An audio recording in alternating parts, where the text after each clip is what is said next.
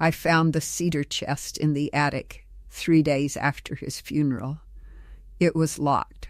I'd lived in that farmhouse for 31 years, and I had never seen a key for it. My husband Amos had built that chest himself with his own hands the year we married, and somehow in 3 decades of marriage I had never once asked what was inside it. That should tell you something about Amish marriages. It should tell you everything. I broke the lock with a hammer because my hands were shaking too much to find the right tool. And when I lifted that lid, the smell of old paper and cedar rose up around me, and I saw the letters, hundreds of them, tied in neat bundles with twine, each bundle dated, each one written in a woman's handwriting that was not mine. Before I tell you what those letters said, before I tell you about the woman who wrote them and the children I never knew existed, let me introduce myself. My name is Hannah, and this is Hannah, the Amish girl, the channel where I share the stories my community spent generations silencing. If you want to hear truths most people never get to hear from someone who actually lived them, please subscribe right now.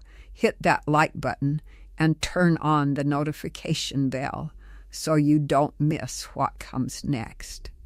And drop a comment and tell me, did you know an Amish man could have a second family hidden for 30 years? Because I didn't, and I was the wife. I was 19 when I married Amos. He was 24. Our courtship was short, less than 5 months, the way most old order courtships were in our church district in Lancaster County. He was quiet, hard-working, the kind of man my father called settled. That was the highest compliment a young man could receive in our community. Settled meant he wouldn't drink, wouldn't gamble, wouldn't run wild during Rumspringa. Settled meant safe. My father said yes before I had really said yes to myself, and I trusted my father. That's what we were taught to do. The first 10 years of our marriage looked exactly like every other marriage in our district. We had 4 children, 3 boys and a girl. Amos worked his father's dairy farm, then bought his own land 6 miles down the road. He was gone often, sometimes for 2 or 3 days at a time, hauling milk to the co-op or driving cattle to auction in Ohio. I never questioned it. Amish wives don't question. The Ordnung, our unwritten code, made it clear. A wife trusts. A wife waits. A wife keeps the house running while her husband does the work the Lord set before him. That was the bargain, and I kept my end of it for 31 years. The first letter in that cedar chest was dated June of 1993, 2 years after our wedding. Her name was Rebecca. She lived in a small Amish settlement in Holmes County, Ohio, almost 400 miles from our farm. And she was writing to my husband as though she were his wife. Let me stop here and explain something important, because what I'm about to tell you is going to sound impossible to anyone who didn't grow up Amish. Polygamy is not part of Amish doctrine. The Amish church, the Ordnung, the bishops, the entire structure of our faith, all of it strictly forbids it. 1 man, 1 woman, 1 marriage until death. Anyone caught with a second wife would be excommunicated immediately, shunned, maidong, cut off from family, community, salvation itself. So what I found in that chest was not a tradition. It was not a quiet practice some Amish men engage in. It was a secret, and it was a sin by every measure my community held sacred. But here is what makes it possible. Here is what I want you to understand. The Amish world is built on trust, so absolute that betrayal hides easily inside it. There are no shared bank accounts to check. There are no cell phones with location tracking. There are no social media accounts where you might catch a stray photo. There is no calling a hotel to verify a reservation, because Amish men don't make reservations under their own names. The system that protected our marriages from outside corruption was the same system that gave a man like Amos 30 years of cover.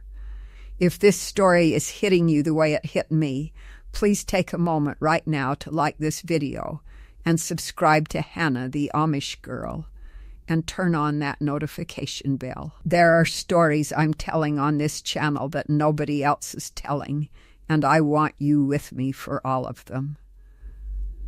The letters were organized by year. Rebecca wrote to him every 2 weeks for 30 years. She wrote about her garden, about her aging parents, about the small frame house Amos had bought for her on the edge of her settlement. She wrote about the children. She wrote about the children. I sat on the attic floor in my black mourning dress, and I read about a daughter named Anna, born in 1995, 2 years after my own oldest son. I read about a son named Eli, born in 1998. I read about a daughter named Ruth, born in 2001. 3 children. My husband had 3 children with another woman in Ohio. I sat in that attic until the sun went down. I did not cry. I think I was past crying. I read every letter from 1993 to 2003, and then I went downstairs and made supper for my 4 children and their families who had come for the funeral. I served them roast chicken and mashed potatoes, the same meal we had served at our wedding 31 years before. I smiled. I poured coffee. I did not say a single word about what I had found, because I needed time to think, and an Amish woman does not act before she thinks. That much, at least, our mothers had taught us well. The next morning, after everyone had gone home, I went back to the attic and read the rest. The pattern was clear. Amos had met Rebecca on a cattle buying trip to Holmes County in the spring of 1993. She was 22, unmarried, and according to her own letters, she had been considered too plain to find a husband in her own settlement. She was the 3rd daughter in a family of 7 girls. The family had run out of money for proper courtships by the time her turn came. So when Amos appeared, a married man from Pennsylvania with a kind face and a steady income, she did what no Amish woman is supposed to do. She agreed to be his second wife in everything but church record. He bought her a small house. He visited her every 6 to 8 weeks for 30 years. He paid for everything. He fathered 3 children with her. And he told the entire Holmes County settlement that he was a widower from Pennsylvania who came to Ohio for cattle business and stayed for love. They believed him. Why wouldn't they? The Amish trust their own. Rebecca's letters were not bitter. That was what cut me deepest. She loved him. She wrote about how he held her hand at the kitchen table, about how he taught their son Eli to whittle, about how he cried the day their daughter Ruth was baptized. She wrote about the life they shared, and it was a real life, full of the same small tendernesses I had believed were mine alone. He had 2 complete families, 2 complete histories, 2 complete versions of himself, and he carried both for 30 years without ever cracking. I want to tell you what that does to a woman. To find out at 50 that the man who lay beside you for 3 decades was not the man you thought you were lying beside. To find out that every time he was gone for cattle, he was holding another woman's hand at another woman's kitchen table. To realize that your entire marriage, every memory inside it, has a shadow you never saw. Therapy has a word for this now. They call it retrospective grief. You don't just lose the future, you lose the past. Every memory you trusted has to be re-examined, and most of them don't survive the second look. I want to pause here for a moment because I know this is heavy. If you're still with me, thank you. Please take a second to like this video, and if you haven't already, subscribe to Hannah, the Amish girl, and turn on the notification bell. The next part of this story is the part I have never told anyone outside my therapist's office, and I want to make sure you don't miss it. 3 weeks after the funeral, I did something no Amish widow is supposed to do. I hired an English driver, and I drove to Holmes County, Ohio. I did not tell my children. I did not tell my bishop. I told my oldest sister, Sarah, because I needed one person in the world to know where I was going in case I did not come back. She begged me not to go. She said, "Hannah, what good can come of this? He is dead. Let it be buried with him." But I could not let it be buried. There were 3 children in Ohio who had just lost their father, and they did not know that he had another family. And there was a woman who had loved him for 30 years, and she deserved to hear the truth from a person, not from a rumor that would eventually find its way across state lines. I found Rebecca's house from the address on her letters. It was small, white, with a vegetable garden along the south side and a clothesline strung between 2 oak trees. She was hanging laundry when I pulled up. She was 52 years old, plain dressed, her hair gray at the temples under her white prayer cap. She turned when she heard the car, and I watched her face. She did not know who I was. She had never seen a picture of me. There were no pictures in our world. I got out of the car. I said, "My name is Hannah Stoltzfus." I was almost wife. I watched the color leave her face, the way water leaves a basin when you tip it. She did not faint. She did not scream. She set down the basket of wet laundry, and she walked to me slowly, and she said one word, "Wife." Just that one word, like she was tasting it for the first time. We sat at her kitchen table for 6 hours. She made me coffee. She cried. I cried. We were not enemies, and that surprised both of us. We were 2 women who had been deceived by the same man, and the deception was so much bigger than either of us that there was no room left for jealousy. She showed me pictures of the children that her English neighbor had taken in secret. Anna, 28 years old, married now with 2 children of her own. Eli, 25, working at his uncle's wood shop.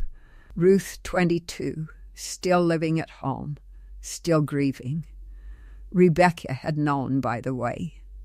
Not at first, but by the 10th year she had begun to suspect. And by the 15th year, she had known for certain that there was another woman, another life in Pennsylvania. She had stayed anyway. I asked her why. I asked her how. She looked at me across that table, and she said, "Hannah, I had 3 children and no church record of a husband. If I had spoken, I would have lost everything." He knew that. He counted on it. That was when I understood what Amos had really done. He had not just kept a secret. He had built a prison around a woman with no doors. She could not leave him without losing her children standing in the community.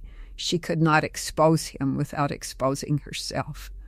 She was as trapped as I had been, only her trap was sharper. If you're still with me, please take a moment to like this video and share it with someone who needs to hear it. Subscribe to Hannah the Amish Girl and turn on the notification bell so you don't miss the rest of this story. because what happened next changed everything I thought I knew about my community. I came home from Ohio, and I did something an Amish widow is never supposed to do. I went to the bishop, and I told him everything. I brought the letters. I brought the photographs Rebecca had given me. I told him about the 3 children in Holmes County who shared blood with my own 4. I expected him to be shocked. I expected outrage. I expected the church to act. The bishop listened for 2 hours. He did not interrupt. And when I finished, he folded his hands on the table and he said, "Hannah, Amos is with God now. The matter is closed. We do not speak ill of the dead, and we do not bring shame upon his children who are still living." I sat there in my black mourning dress, and I felt something inside me close like a door I would never open again. That was the moment I left. Not physically, not yet. But in my heart, in the place where belief lives, I left that day in the bishop's kitchen, because I understood finally what the silence around Amish marriages really protects. It does not protect the women. It does not protect the children. It protects the institution. It protects the appearance of a community that cannot afford to admit that its men can fail as terribly as any other men. The bishop was not wicked. He was loyal to a system, and the system requires that women like Rebecca and women like me stay quiet for the good of everyone else. I left the church 6 months later. The shunning was immediate. My 4 children chose their father's memory over their living mother. They believed I had made it up. They believed I had gone mad with grief. The bishop never told them what I had brought to him, and I had no proof to give them, because I had left the letters with Rebecca. They were her history too, and she had earned them more than I had. I want to tell you what I learned from those 30 years and from the months that followed. I learned that trust is not the same as truth. I learned that a community can love you and lie to you in the same breath and not see the contradiction. I learned that the worst betrayals are not the loud ones, the ones with shouting and broken plates. The worst betrayals are the quiet ones, the ones that hide inside 30 years of supper table conversations and Sunday morning prayers, the ones you only see when the man who built them is finally in the ground and can no longer keep them locked. But I also learned this. Rebecca and I write to each other now, real letters, once a month. Her daughter Anna came to visit me last spring. She is my husband's daughter, and that means in some strange and broken way, she is mine too. We sat in my kitchen and we drank coffee, and she asked me about him, about the version of him I had known. I told her the truth. I told her he was a quiet man who built furniture in the winter and loved his cattle and laughed rarely but warmly. I told her he was a man who could love 2 women badly rather than 1 woman well, and that this was his tragedy as much as ours. She cried. I held her hand, and in that moment the 30 years of secret almost became something else. Not forgiven, never forgiven, but understood, maybe. Survived, certainly. If you grew up in a community where a man's reputation mattered more than a woman's truth, I see you. If you have ever discovered that the person you trusted most was not the person you thought, I see you. If you are sitting with a secret right now that someone else built and left for you to carry, I see you. And I am telling you that you are allowed to put it down. You are allowed to speak. The silence was never holy. It was only convenient for the people it protected. If this story moved you, please leave a comment and tell me what part stayed with you. Tell me if you have ever discovered something about someone you loved that changed everything. And if you want to keep hearing the truths nobody else is telling, please subscribe to Hannah the Amish Girl, like this video, and turn on the notification bell so you never miss what comes next. There are so many more stories waiting in that cedar chest, and I am only just beginning to open them. Until next time, choose your truths wisely. They are the only thing nobody can take from you.